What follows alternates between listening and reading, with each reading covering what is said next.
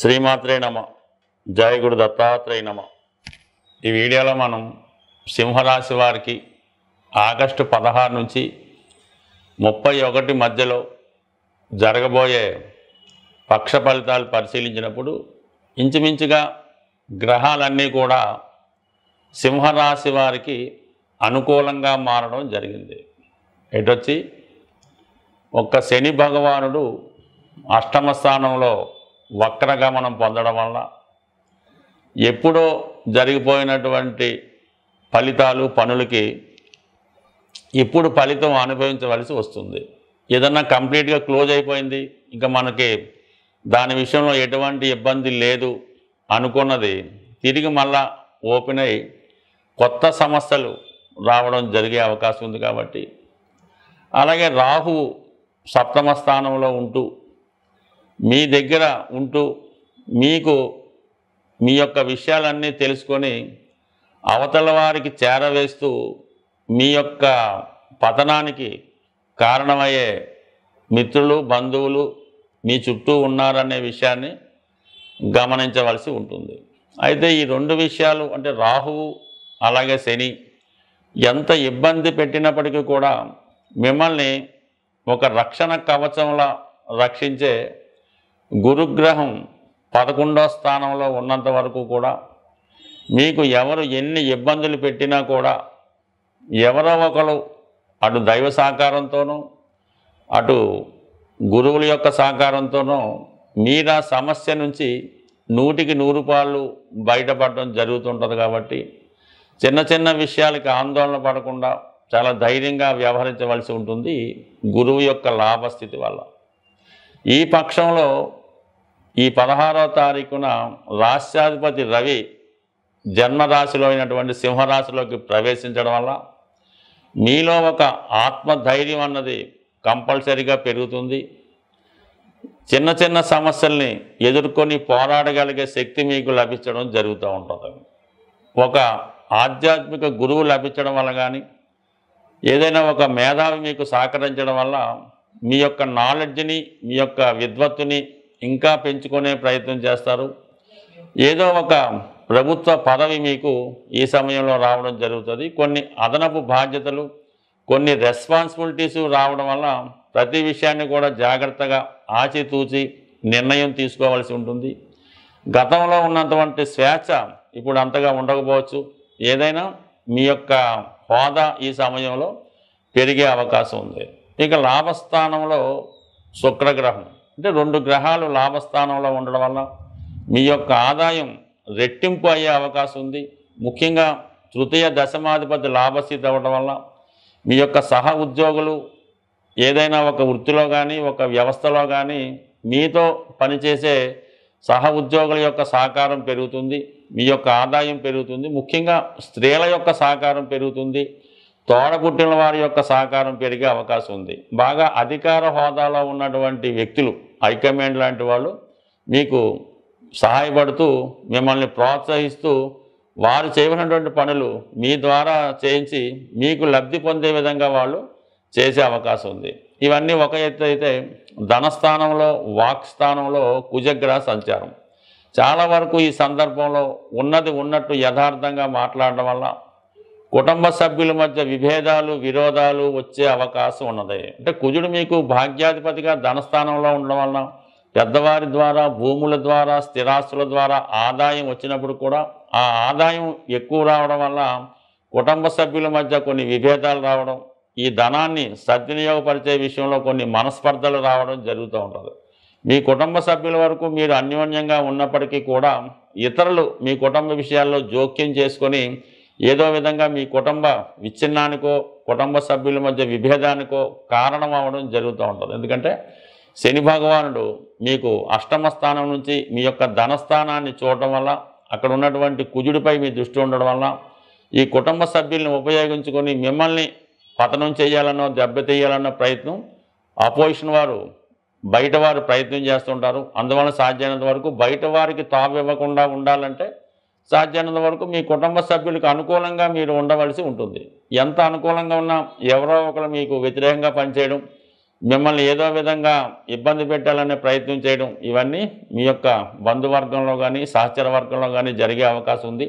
చాలా జాగ్రత్తగా అప్రమత్తంగా ఉండే సమయం ఇది, ఒక విధంగా చెప్పాలంటే. అంటే ఒక విధంగా అవకాశాలు వస్తూ ఉంటాయి, ధనాదాయం బాగుంటుంది, మీరు చెప్పిందల్లా అందరూ ఆచరిస్తుంటారు, మీ మాటే శాసనం అవుతుంది. అయినప్పటికీ కూడా ఏదో ఒక అభద్రతాభావం ఉండవలసి ఉంటుంది. ఒక రక్షణ కవచంలో వలయంలో ఉన్నట్టు మీ యొక్క స్థితి ఇప్పుడు నడుస్తూ ఉంటుంది.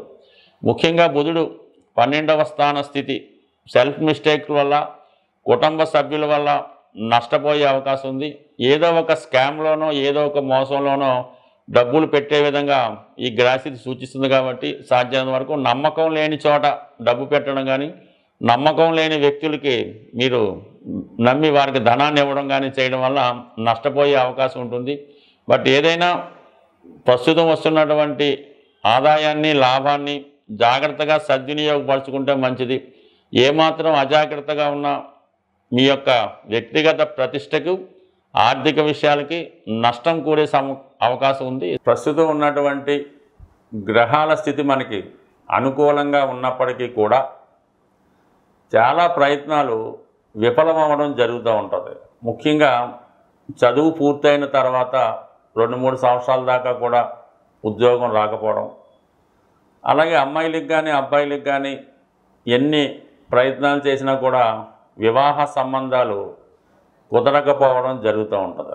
ఇంతకాలంలో అమ్మాయిలకి వివాహానికి పెద్ద ఇబ్బంది లేదని చెప్పినప్పుడు కూడా చాలామందికి సరైనటువంటి వరుడు దొరకపోవడం వల్ల వారికి కూడా డిలే అవుతుంది. సో దీనికి ఏంటి కారణం? జాతకంలో దశలు అనుకూలంగా ఉన్నాయి, పిల్లలకి అన్ని అర్హతలు ఉన్నాయి, కానీ పెళ్ళి రావటం లేదు, ఉద్యోగం రావట్లేదంటే దానికి కొంతవరకు మనం నివసిస్తున్నటువంటి గృహం కూడా కారణం అవడం జరుగుతూ ఉంటుంది. సో అందువలన అంటే ఒకే గృహంలో ఒక 4-5 ఉన్నప్పటికీ కూడా అందులో కొంతమందికి చాలా బ్రహ్మాండంగా ఉంటుంది, మరి కొంతమందికి చాలా ఇబ్బందికరంగా ఉంటుంది. అంటే ఆ గృహంలో వాస్తుపరంగా ఉన్నటువంటి దిక్కులలో ఉన్నటువంటి దోషాన్ని బట్టి కొంతమందికి ఇబ్బంది కలుగుతూ ఉంటుంది. సాధారణంగా ఈశాన్య దోషం ఉన్నప్పుడు ఆ కుటుంబంలో ప్రథమ సంతానంపై ఎక్కువ ఇబ్బంది చూపుతాడు. ఆగ్నేయ దోషం ఉన్నప్పుడు రెండవ సంతానం మీద, స్త్రీల మీద ఎక్కువ ప్రభావం చూపడం జరుగుతూ ఉంటుంది. వాయువ్య దోషం ఉన్నప్పుడు తృతీయ సంతానం మీద, ఆ ఇంట్లో ఫైనాన్సు, ప్రేమ వ్యవహారాల మీద ఎక్కువ ప్రభావం చూపుతూ ఉంటుంది. నైరుతి అనుకూలంగా లేనప్పుడు అది కుటుంబం అందరినీ కూడా ఇబ్బందులు పెడుతూ ఉంటుంది. ఏదో ఒక హెల్త్ ప్రాబ్లంతో ఎవరో ఒకరు ఇబ్బంది పడుతుంటారు. కుటుంబ సభ్యుల మధ్య ఒకరికి పడకపోవడం ఈ విధంగా నడుస్తూ ఉంటుంది. సో ఇది ప్రధాన 4 దిక్కులు. అలాగే మొత్తం ప్రస్తుతం గతంలో 8 దిక్కులుగా విభజించేవారు. అంటే తూర్పు, పడమర, ఉత్తర, దక్షిణం, ఈశాన్యం, వాయువు, నైరుతి, ఇలాగా 8 దిక్కులు. దీన్ని ఇప్పుడు మళ్ళా కొద్దిగా ఆధునిక వాస్తు ప్రకారం ఈ 12 దిక్కులుగా విభజించి మరీ సూక్ష్మంగా విభజించడం జరుగుతుంది. అంటే 360 డిగ్రీలు ఉన్నటువంటి మన గృహాన్ని ప్రతి 30 డిగ్రీలకి విభజించి ఎక్కడ ఏ సమస్య ఉంటే ఏ ప్రాబ్లం ఉంటుంది, దాన్ని ఏ విధంగా సవరించాలన్నది ప్రస్తుతం ఆధునిక వాస్తు ప్రకారం పరిశీలించడం జరుగుతూ ఉంది.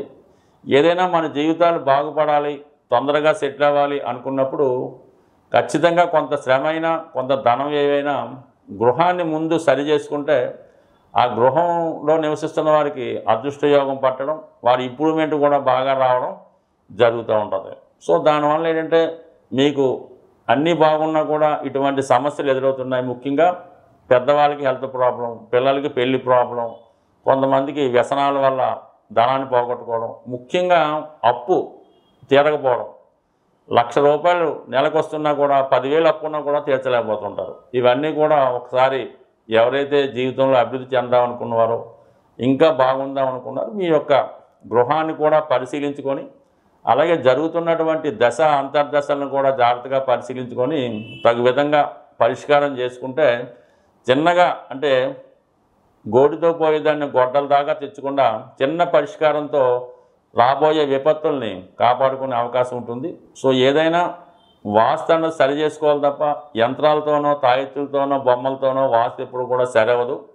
అలాగే గ్రహ దోషాలు ఉన్నప్పుడు దానికి సరైనటువంటి పరిష్కారం చేసుకుంటే తప్ప చిన్న చిన్న ఉంగరాలు మాలలో వేసుకున్నా కూడా పరిష్కారం అవ్వదు. దేనికన్నా పిండి కొద్ది రొట్టె మనం చేసే పనిని బట్టి, మన ప్రయత్నం బట్టి, మన భక్తిని బట్టి, నమ్మకాన్ని బట్టి మనం చేసే ప్రయత్నంలో విశ్వాసం ఉంటే చేసేవాడు కూడా నమ్మకంగా చేస్తే ఖచ్చితంగా మీ జీవితంలో సక్సెస్ అన్నది తొందరగా వస్తుంది.